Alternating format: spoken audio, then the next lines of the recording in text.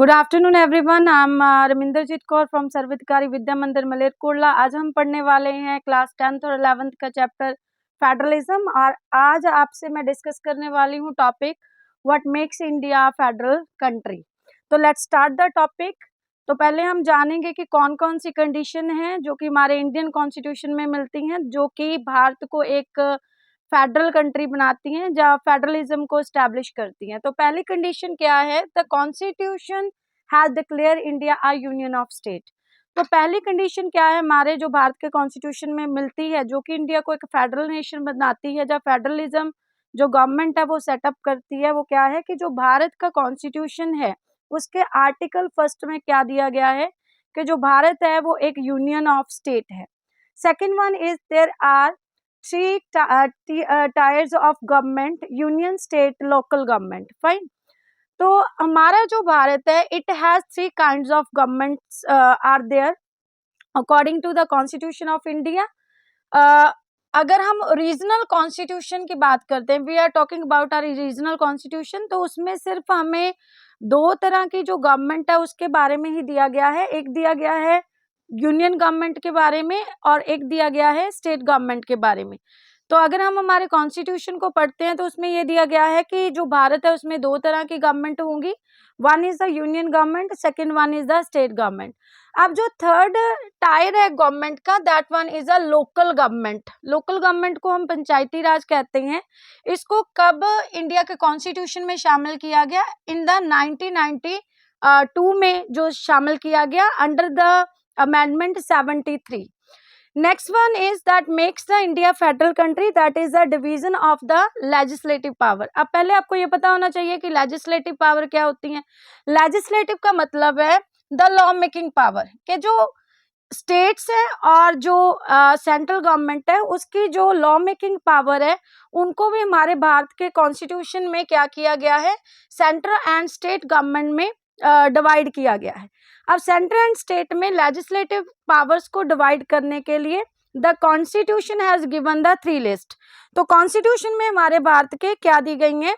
तीन लिस्ट दी गई हैं। तो इन लिस्ट के बारे में जान लेते हैं। तो इन लिस्ट को हमारे भारत के सेवंथ कॉन्स्टिट्यूशन के सेवंथ शेड्यूल में दिया गया है अंडर द आर्टिकल 246।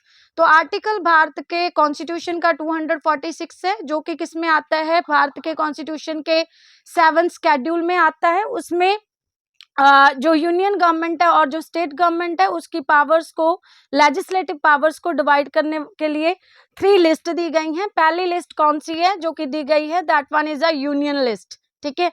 अब यूनियन लिस्ट में कौन से सब्जेक्ट हैं? That has mean to say that subject having the national importance.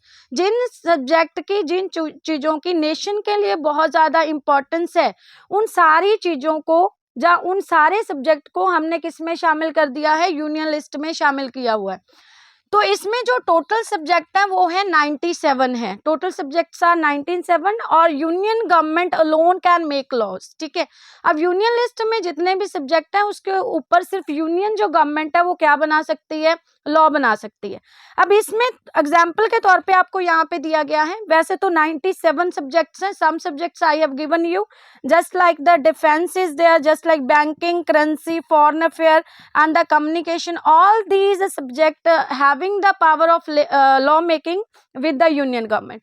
तो सेकेंड जो लिस्ट दी गई है for the division of legislative power in the Indian constitution, that is a state list. तो state list having the subject that are of local and state importance. जो subject state के लिए बहुत ज्यादा important है, जो सब्जेक्ट लोकल लेवल के लिए बहुत ज्यादा इंपॉर्टेंट है, उनको स्टेट लिस्ट में दिया गया है। इट इज हैविंग 66 सब्जेक्ट और स्टेट गवर्नमेंट में टोटल सब्जेक्ट कितने हैं? 66 है। अब ये जो सब्जेक्ट है इनके ऊपर सिर्फ स्टेट गवर्नमेंट ही क्या बना सकती है? कानून बना सकती है। State government alone can make law. तो इसमें कौन कौन से सब्जेक्ट आते हैं? Police, trade, commerce, agriculture and communication. Some of the subject I have given you. तो third list is the concurrent list. अब कंकरेंट लिस्ट को क्या कहते हैं? समवर्ती सूची या सांझी सूची भी हम कह सकते हैं। इस लिस्ट के सब्जेक्ट के ऊपर the union government and the state government both can make law. तो इसमें जो टोटल सब्जेक्ट हैं दे आर 47। 47 विषय हैं जिनके ऊपर जो स्टेट गवर्नमेंट है और जो सेंट्रल गवर्नमेंट है वो क्या बना सकती हैं, दोनों अपना लॉ बना सकती हैं। फाइन। तो नेक्स्ट वन इज, इसमें सब्जेक्ट कौन से आते हैं, education, forest, trade and marriage, these subjects are given in the 3 list. Fine. तो come to the next point that we have to discuss, union and state government have a constitutional status and clarity identified area of activities.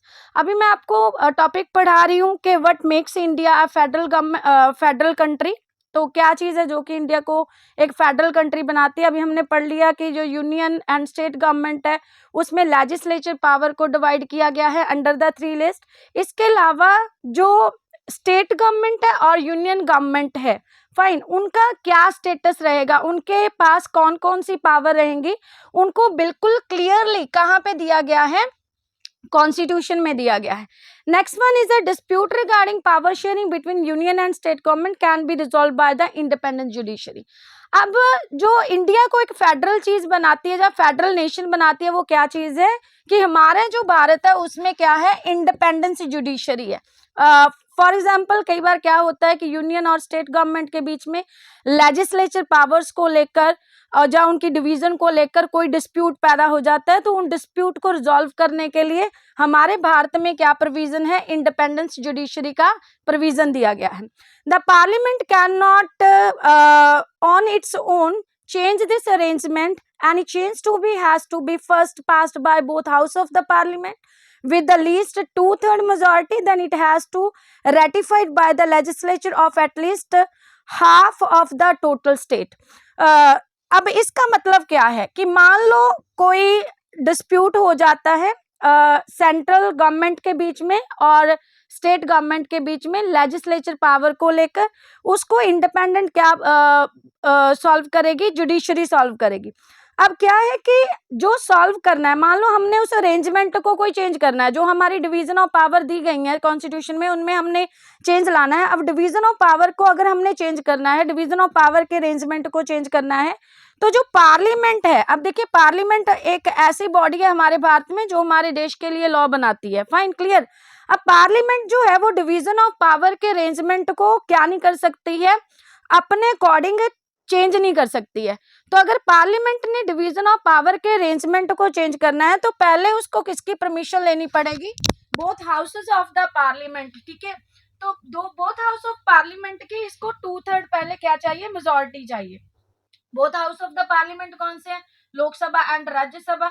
तो लोकसभा राज्यसभा से जो power arrangement का we can say change है, उसको पहले दोनों houses 2/3 majority से change करें, फिर उसके बाद में इसको कौन रेटिफाई करे, स्टेट्स रेटिफाई करें। कि अगर जो है हाफ से ज्यादा जो स्टेट है, आधी से ज्यादा जो स्टेट है, परमिशन देती हैं कि पावर शेयरिंग अरेंजमेंट में क्या होना चाहिए, चेंज होना चाहिए, तभी हम पावर शेयरिंग अरेंजमेंट को क्या कर सकते हैं, चेंज कर सकते हैं।